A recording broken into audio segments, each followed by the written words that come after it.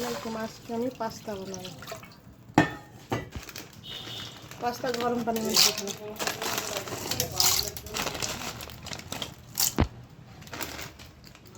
দিয়ে পাস্তাটা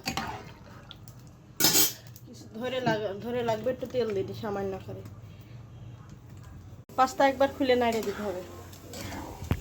পাস্তা সেদ্ধ হয়ে গেছে, এখন গ্যাস বন্ধ করে দেবো।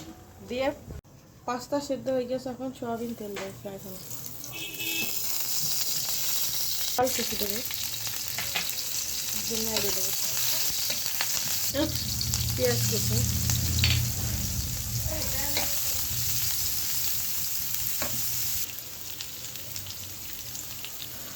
কিছুটা রান্না করা মুরগির মাংস ছিল, সেটাও দিয়ে দেবো।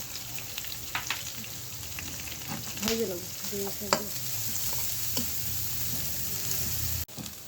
পেঁয়াজ, কাঁচামরিচ, মুরগির মাংস ভাজা হয়ে গেছে, এখন একটা ডিম দেবো।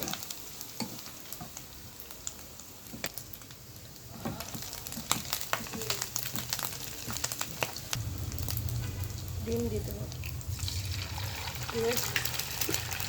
সামান্য করে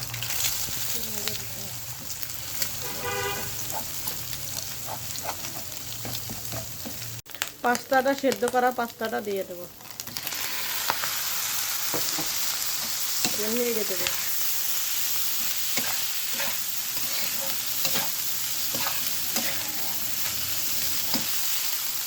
রেডিমেড পাস্তার মশলা ছিল, সেটা দিয়ে দেবো।